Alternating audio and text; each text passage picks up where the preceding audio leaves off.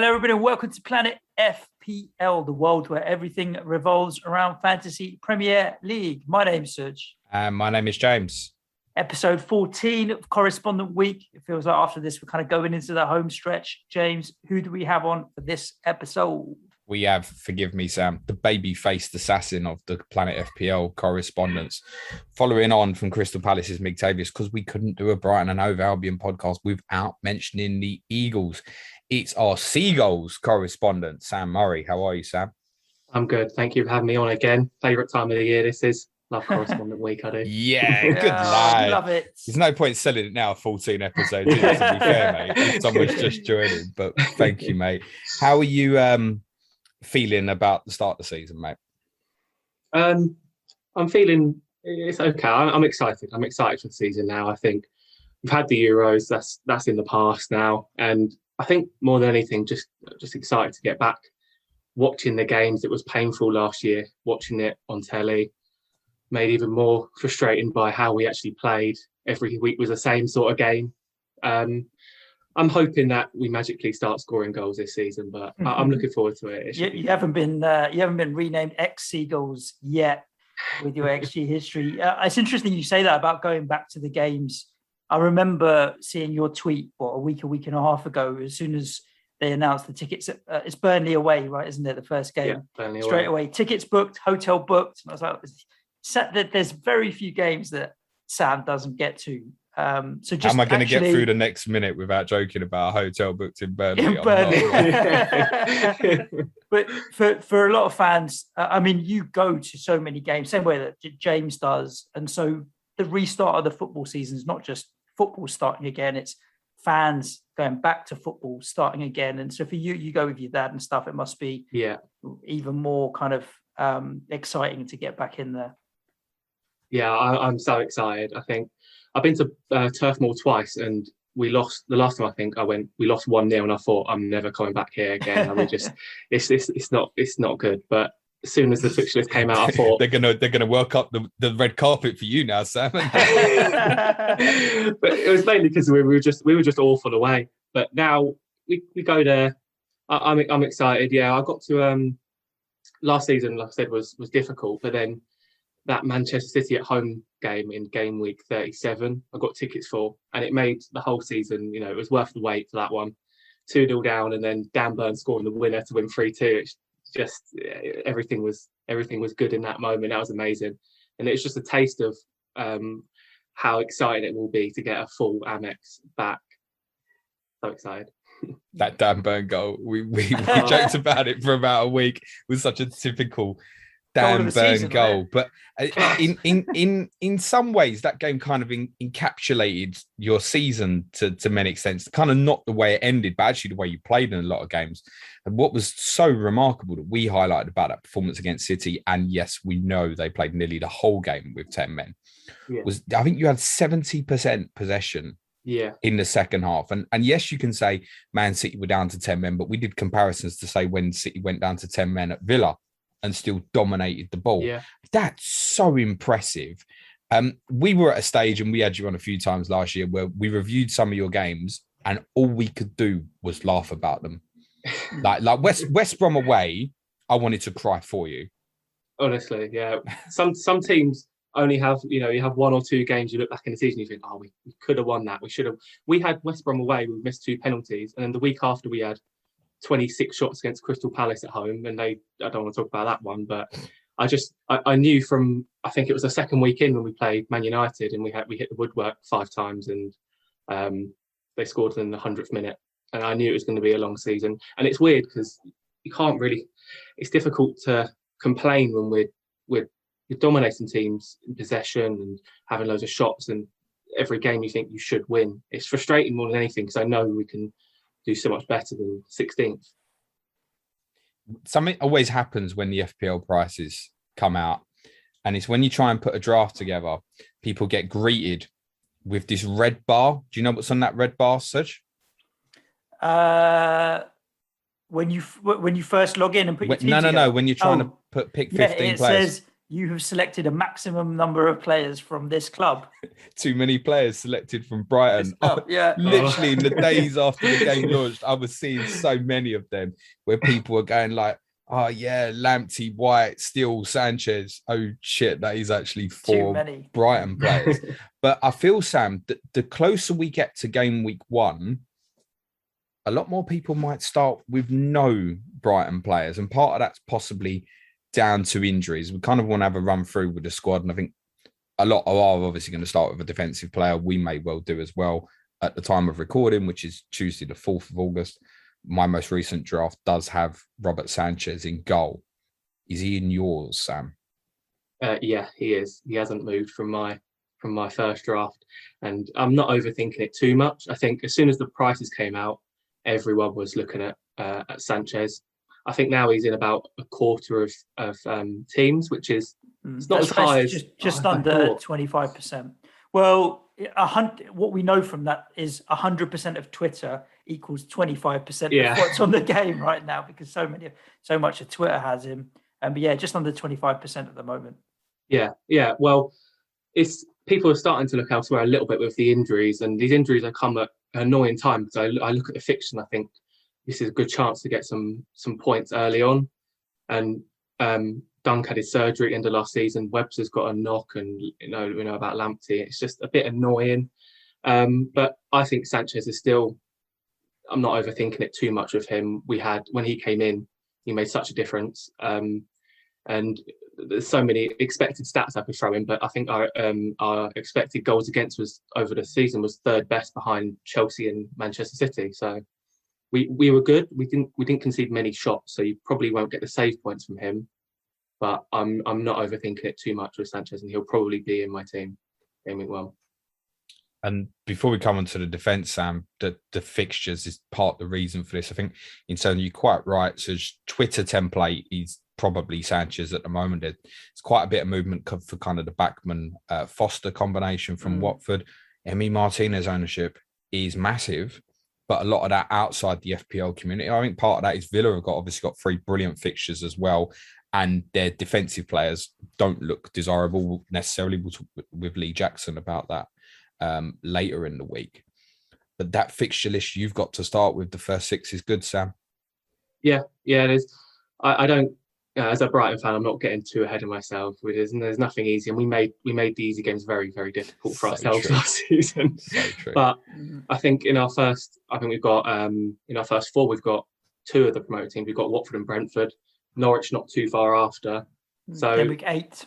Yeah, it's nice. It's a nice fixture list to start off with. Hopefully a few clean sheets as well. I will just have the one Brighton. I have Steele on my bench probably as well, because Potter loves Jason Steele as a backup. He always says about how he's the ideal backup. So I think he might just be the sub goalkeeper. So I think I'm going to go with those 2. They're the only 2 players I've got at the minute in my draft. You've bought another keeper though, haven't you, Sam? Yeah, we bought in Sherpen from Ajax. I think he's a youngster, 21 years old, absolute giant. I don't see him really. I think he's competition. He's another goalkeeper we needed because we only had Sanchez and Steele, because Walton looks to be off, and obviously Ryan's gone back to Spain. Bit of competition. I think more of a long-term one. He's not quite ready yet. He looks a bit shaky in the friendly the other day against Rangers, but obviously that's I'm being a bit harsh there. But I think give him a bit of time to develop, and he'll be in and around, challenging Sanchez, but not straight away, I don't think. No, just looking through his appearances at his Ajax career, he only made 2 first-team appearances for Ajax over the last couple of years. Looks like he played 29 times for their second-string side. Actually had a loan in last season with PSE's Vol and didn't make an appearance either. So but he's coming up 4.5, isn't he? And I think that might have caused a little bit of concern about the Sanchez Steele combination. I think the thing is as well, unlike Backman and Foster, exactly what I said in terms of that making the first draft, there is a little bit of concern that you go Sanchez, Steele, and you want another. Could you be blocked off from the treble up on Brighton? I suppose. I don't think I'd ever treble up a Brighton. That's too much for my nerves. Watching my team and having 3 Brighton players as well, I think. But I suppose, I think you'd be more likely to bring in a defender or a midfielder from Brighton than you are from Watford. So that's a fair point, actually. Yeah. The data guys probably want 5 or 6 Brighton players, mate, because hitting them XG numbers. Yeah. It's weird because usually we'd be everyone. First few seasons, everyone would have us predicted to go down, but now all these stats are coming out, all these predictions are coming out. People are putting us in the top half. People are really tipping us to have a good season. I hope they're right. Who's likely to start game week 1 at the back, Sam? I know obviously you can play the 2 formations, back 3, back 4, but I feel like we got to a place where the back 3 is now favoured. Or do you feel like that's changed now Ben White's gone? I think that over the course of the season we'll see the back 3 more. Also because Solly March is back as well. He did play at fullback in the back 4 the other day, maybe just testing it out. But I think with March back at left wing back, it depends on the fitness really of Dunk and Webster. It's sounding okay for Webster. I think he'll be okay, and he'll play this weekend's friendly. Dunk, probably a player that if he's 50-50, you do start with him. We do probably put him in. He's so important. So I think we'll go over back 3, and Veltman's probably the most likely to drop back into that back 3 to fill that hole that Ben White has left with. I mean, it's anyone's right wing back. It could be Gross, Moda, and Mwepu, the new signing. But I think we're probably most likely to go with 3 at the back. I wouldn't be. I don't know. It's difficult with injuries. A back 4 we might be forced into early on, but if Duncan Webster are okay, then it will be a back 3. Yeah, shape-wise, obviously Lamptey blow again, right? He's obviously not going to play the start of the season. I understand could be back after the international break, possibly though in time for sort of game week 4, but ruled out a game week 1. Definitely with him out and the concerns about the defensive, you haven't added a new centre-back.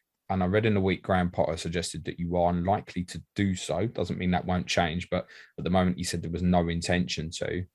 Does make me think that actually set up for day 1 might be better with Veltman at right back, because it certainly leaves questions to right wing back. And you had suppose like Pascal Gross played right wing back a few times last season, did well. I know Alzate's played that position before as well. I think Moda's probably more suited to the left-hand side rather than the right-hand side. I wouldn't have thought Solly March would go and play on the other side, particularly having been out for a while. So I don't think it's a certainty that it's a 3 at the back, but I think in terms of the personnel, I think you're right to say it would be a surprise, even with the concern around Dunk, if he didn't make the Burnley game, and Webster and Veltman should start as well. Yeah. I think with Veltman, he could play right back as well quite comfortably. It's that left back position. Dan Burn and Solly March, between those 2 at left back, that's where you kind of have a problem there. But Lamptey it's such a shame for Lamptey because he was injured before Christmas last season. That ended his season, and he's had so many setbacks, and it's such a shame because he's got such good quality and potential. But I think now with these injuries, I think we've got to start planning around someone else. No, forget about Lamptey a little bit now, because we're not going to have to rely on him. Even if he does come back toward October, November, he's not going to get a run of games. I can't see him getting consistent minutes soon. So we've got to figure out a plan without Lamptey at right wing back. Whether that's Gross, Veltman, I don't know. Potter did say, that we have to kind of find a solution within the squad at centre back. We've got obviously Veltman.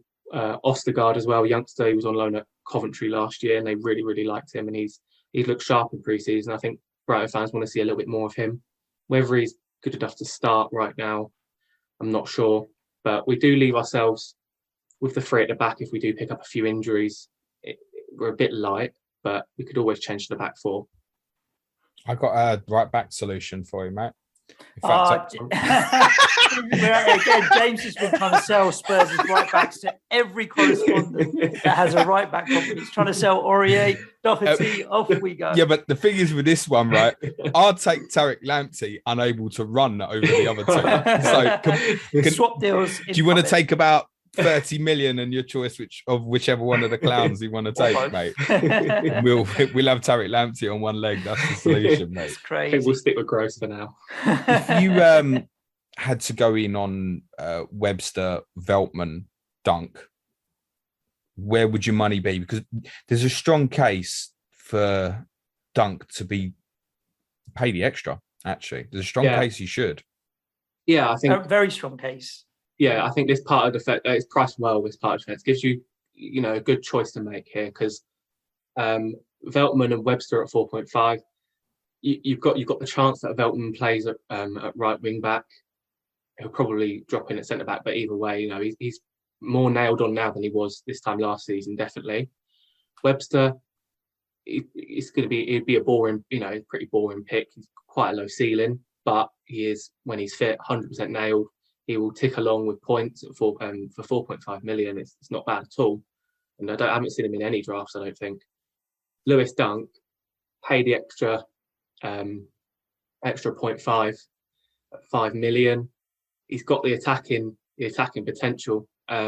Most shots on target out of all defenders in the league last year. Got 5 goals. Should have had 6 with that free kick at West Brom, which should have counted in my opinion. but. And the thing with Lewis Dunk, if you look at last season, he's not. You'd like to think he's not going to get sent off twice this year as well, and hopefully he won't put the ball in the back of the net for the own goal. Because if he didn't do that, then you're suddenly up to 150 points. Yeah. And 17 bonus points as well that he picked up last year is no joke for a defender. It's a decent amount of BPS that he picks up as well. For me, it's such a.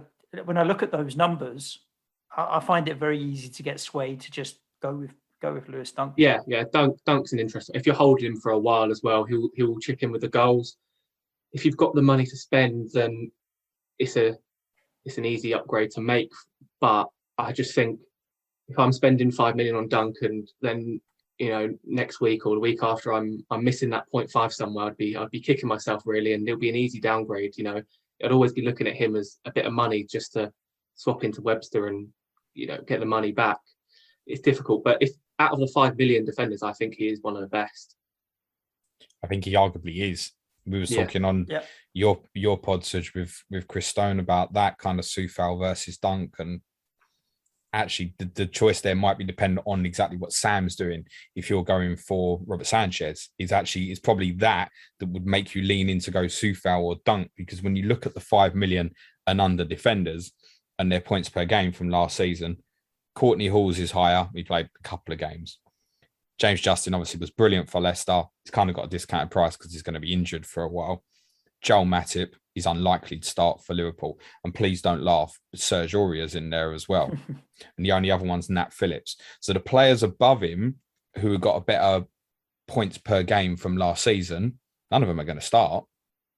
It's Dunk. Yep. He is on that basis. And exactly what you said, Suj, is right.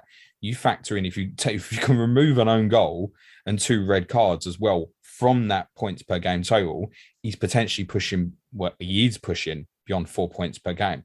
You're looking at it, I think it's a fair ratio with how much of a threat he is. 5 goals per season is about right. He is, as we've seen, going to take the odd free kick and that as well, depending on who's in the Brighton lineup. And if you get near 11 clean sheets again, push towards 150 points. Yeah. If you can stretch the Dunk, then he's a solid option. He's nailed on. He'll get the odd goal, and if our defence is like it was, especially in the second half of last season, then clean sheets as well. He's an interesting one, definitely. Yeah. The flip of that then though is it's only then the extra 0.5 to jump up to the Deans and the Shaws, etc. And there's some unbelievable talents in there. If you had, for example, Andreas Christensen suddenly gets in the Chelsea team at the same price, you'd think, do I want the nailed Brighton centre-back or do I want the nailed Chelsea centre-back at the same price? Neither offering huge goal threat, but Chelsea will presumably score more goals than Brighton across the season. So that could level out. Yeah, but I think if I was buying one of those three at the back, I'd Dunk over Webster and Veltman for me. Yeah, he's the more exciting one. I think you want someone who's going to get the odd goal. It's unusual to say that considering he's a centre back, actually. Yeah, but it does feel like that with Dunk. Yeah, he's the one we always aim for. I think a few seasons ago now, must have been 2015. I think he was our top scorer in the Championship with 7 goals. He's always been the man to aim for from corners. Fuck up that season, Sam. Seriously, mate. Yeah, that wasn't. We were down at the bottom there. We were relying on Dunk to score the goals. But yeah, interesting one. It's just a weird price, like you said, because it's 0.5 away from Adina, Shaw, and also 0.5 away from all the other smaller 4.5 ones. It's difficult, but before we move on to the attacking players, were you annoyed that you didn't get an England call up? I think it was expected. He was our best centre back last season, and he has been so consistent for us. I think he got a call up a few years ago for one friendly, and he didn't get called up again after that. And we kind of thought that was his chance. And Southgate wants the younger option of Ben White. I think no one was really surprised that he chose Ben White over Dunk, but Dunk's one of the, in my biased opinion, one of the best English centre backs. So annoying. Sam, yeah. My unbiased opinion is it gave me the hump. Yeah, that he didn't get a call up. Yeah. Thoughts on the price you got for Ben White? I don't suppose you complain at the fee. No, we're not really a selling club. We have not sold, and Bloom very much stands his ground the whole way through. He was saying, I want 50 million up front for him. I think it's a good move all round, really. I think Arsenal get a really good centre back there, and I think people are focusing on the price, but he is a very good player, modern day ball playing, versatile, and they could get 2-3 good years out of him, and then he'd still be worth 50-60 million. Then it's a good investment for them. When he goes to Man City, is what Sam just said. But for us, yeah, you can't. I don't think there was any complaints really from our lot. 50 million and a sell-on clause. I think Bloom deserves a little bit of money back for the amount he's invested. Is he in under consideration for you, Ben White, for FPL? Yes, I think so. 4.5 at Arsenal. I think he rotates quite nicely with. I think it Leeds. I think it is, and maybe even Brighton. I think I might have him in there. Yeah, he's got Brentford first, and then a couple of difficult fixtures. I think Chelsea and City. Yep. So I think I'll definitely in my thoughts though at 4.5. Yeah, there wouldn't be any thought of that bastard. I'm not having him more. No hard feelings. Good player. Good luck to him. It's funny because I have him in my draft at the moment, but he's the one that would make way if I was to get Lewis Dunk. So it's the ex-Brighton making way for the Brighton. And it's still a conversation. 4.5 at Arsenal versus 5 million at Brighton. I might take the 5 million at Brighton over Ben White there because of the lack of attacking threat. He didn't pick up any attacking returns last year, and I don't see him picking any up for Arsenal, to be honest. Not the kind of club that chucks in crosses into the box, that kind of thing. I'm chopping and changing with my. Sorry, I'm chopping and changing with my defence. I've got Trent in and he hasn't moved, but the rest of the 4.5s and 5s, you can make a case for loads of them and pair them and stuff. Yeah, but yeah, White will be in there somewhere. I've been going colder and colder on the Sanchez idea. I think a little bit that is possibly influenced by the potential injuries, but like you, Sam, and what I hear from other Brighton fans on our Patreon and stuff as well, the same is everybody's the same. If Lewis Dunk can put one foot in front of the other, he'll play in game week 1, which I think that's the most crucial thing. And the more I just stare at those first 4, Burnley, Watford, Everton, Brentford, there's got to be clean sheet returns in there, I feel. Yeah. I'd like to think losing Ben White won't have a massive impact on the numbers. I think that Dunk is the most important player in that defence, and Adam Webster is very, very underrated. He fits our system so well. Ben White, it remains to be seen if we'll have a bit of a drop off without him, but I hope not. Clean sheets in the first few look good. I will be going with just Sanchez. I won't be doubling up. Tell the listeners, if you can, Sam, about Enock Mwepu. And am I pronouncing that correctly? I'm not sure. That sounds about right. Mwepu, yeah. So he's. I'm excited by him. He looks like quite another versatile player, another player with a lot of energy, compressed, a lot of defending without the ball as well. Fits our system quite nicely. I think probably his best position is in the centre midfield, a little bit like Bissouma, but with more of an attacking threat than Bissouma, because Bissouma's got none of that. He's got quite a cool nick. His nickname's the Computer because of his intelligence and his cleverness on the pitch. He's been compared to Yaya Toure. I think that's a bit of a stretch, but do you know what? I hadn't heard that, and I watched some clips of him this morning, and that's exactly who I thought of was Yaya Toure. Yeah, but I think he looks like a good player. He played very well in the. It was only against Luton the other day, but he got himself a goal, and lots of energy in midfield. I think Bissouma's a nailed on in that midfield. He probably is a bit of a threat to Gross next to him, but he could also play at wing back. So we'll have to see. But that's another good option, another one to throw into the midfield rotation. The reason I'd say Yaya Toure, and I don't know if this might be the same reason where other people have made the comparison, was obviously the physicality of him. He's a bit of a beast, right? As Yaya was. And depending on sort of the clips, and I only watched 10-minute kind of little clips of him individually on YouTube, where obviously he looks like the best midfielder in the world. Yeah. But there's certain times where he's sitting in front of a back four and picking people off and winning tackles.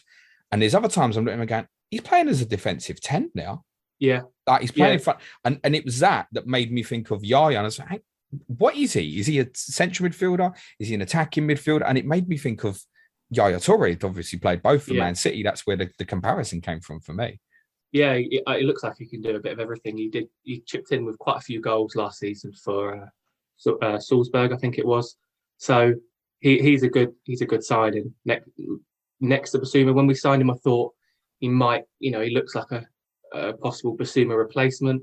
I'm hoping we can hold on to Bissouma. Still a few more nervy weeks to go, but him and Bissouma midfield would be really, really good.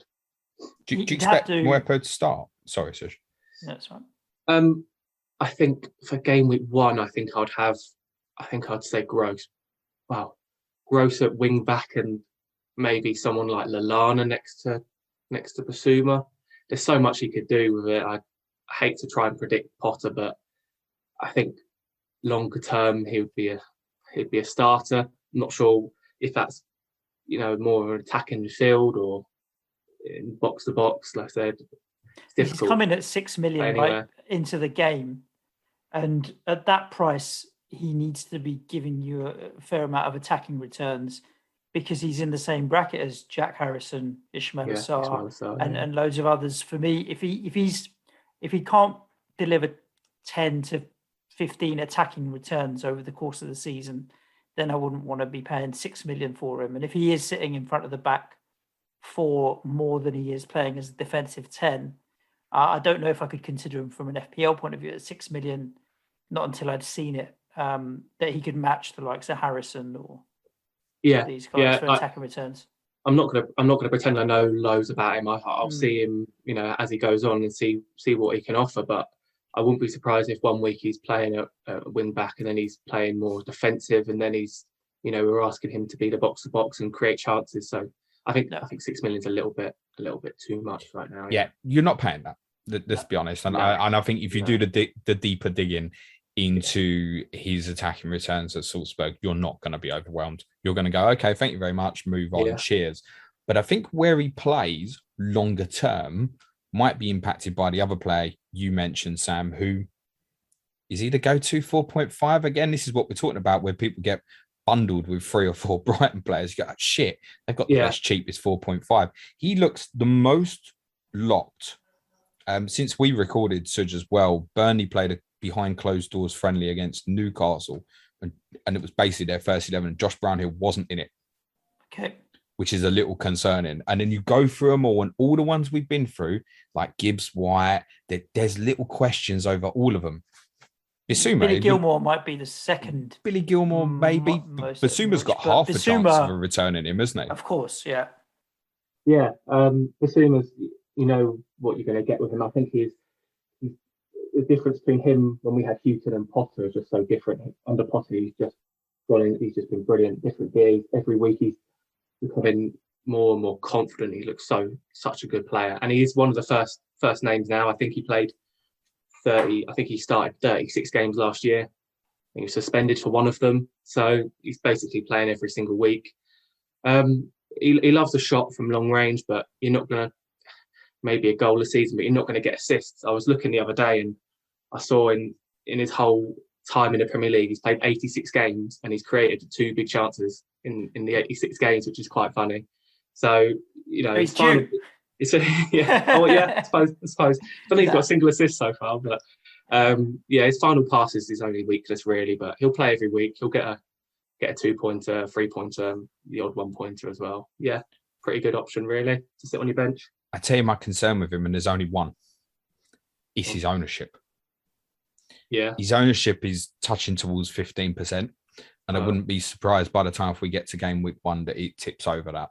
Now, what's the bet? We have to ask yourself, what's the best case scenario for Bissouma? Well, the best case scenario is that somehow he freaks 2 goals in the first 4 or something, and then there'd be some interest in him. That's the sort of shit you'd need for people to actually then invest in him new. It's far more likely that someone else does that and people on wildcard move off him and he drops in value. Yeah. That's a good point. Yeah. And even if you do get lucky and just get a goal, he'll probably be sitting on your bench anyway. If you're going to hold him for a while, then he's a player that can just sit there and you know, look pretty on the bench. But like I said, the ownership is big and people will start switching. You've seen it before, you know, a player like that starts to drop in price. Unlike last year, say with Souček, and it is different, but when he dropped to 4.9, we stood our ground, didn't we? Because we were like, we know it's going to come. Yeah. Bissouma's not going to make you feel like that. No. He's almost certainly going to lose value during the season. Yeah. He'll be like 4.3 by the end. Almost certain.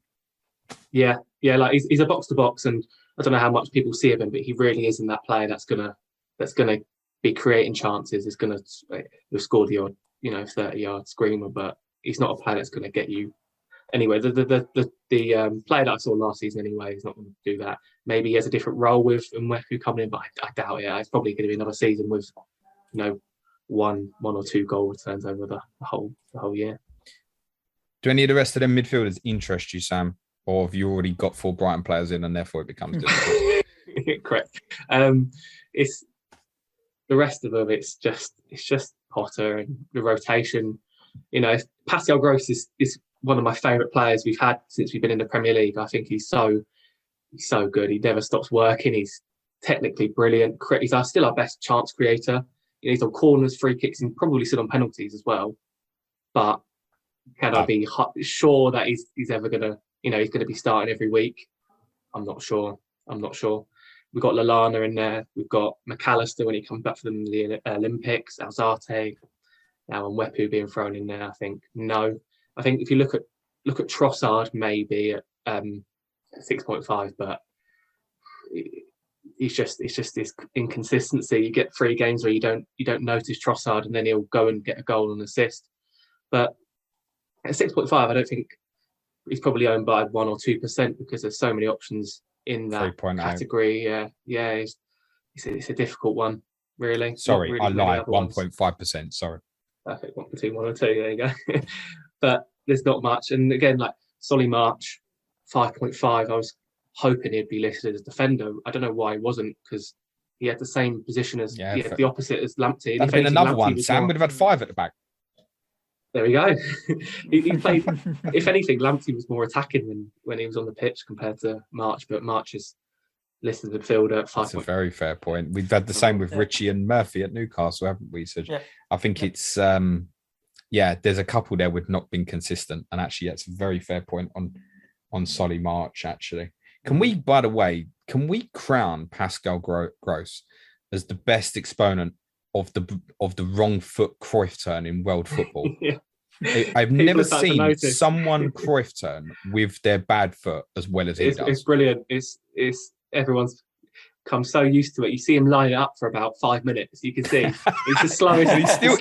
and he still does people time. over all the time. Every time. Yeah, that's brilliant. That's one of the, that's good enough reason to start every week, to be honest, just to see that. Yeah. Danny Welbeck out at the start, it looks like. Sam, is that right? Yeah.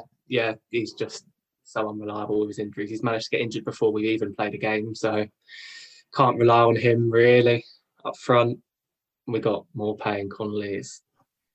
So it's a bit of a worry, to be honest, because we've been linked to a few strikers here and there, nothing really concrete. And we've got all these underlying numbers and always so good going forward, but there's no reason for that to magically change really in game week 1, because we're lining up with the same attackers this season. I tell you who people would go mad for if you spent the Ben White money on.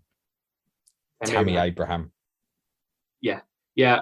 We haven't even been linked with him. I think he'd be a really, really good signing for us. Well, we think possibly Villa again. He had a spell there on loan. Yeah. And at time of recording, we believe Jack Grealish is in Manchester. You'll listen to this in 2 days later. That's going to sound weird.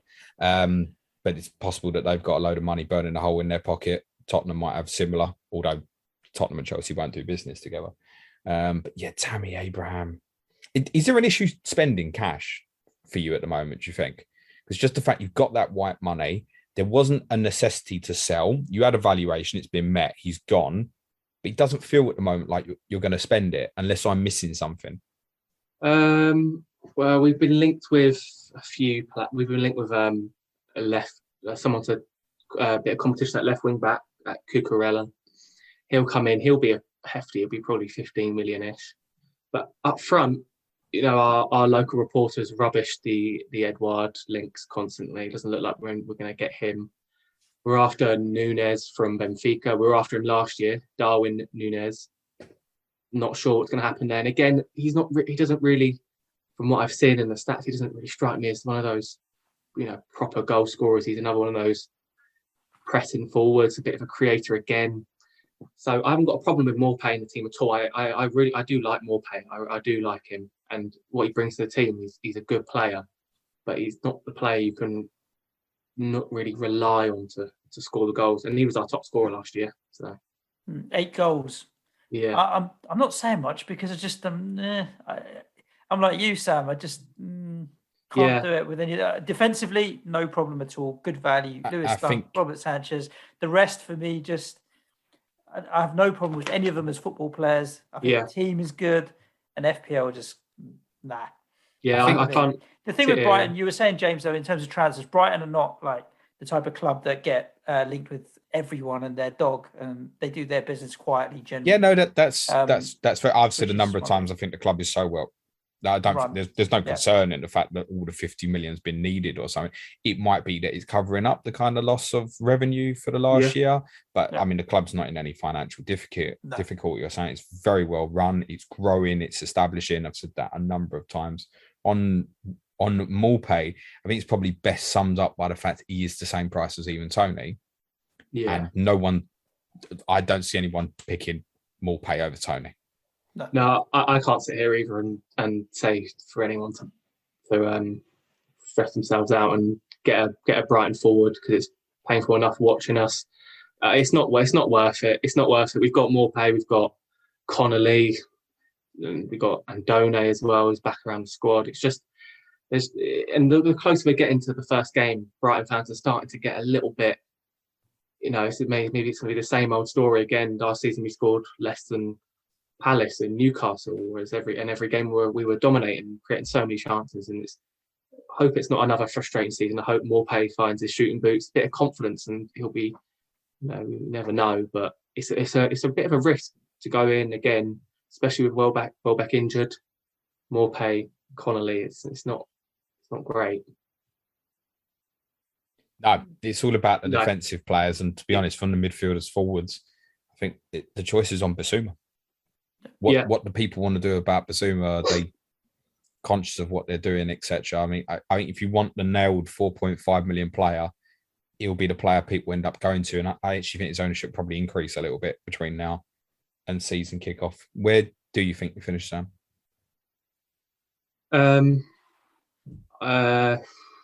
I think if we don't sign a striker, top of the bottom half around that group there, 11th to 13th ish, which would be good. It'll be, we can't expect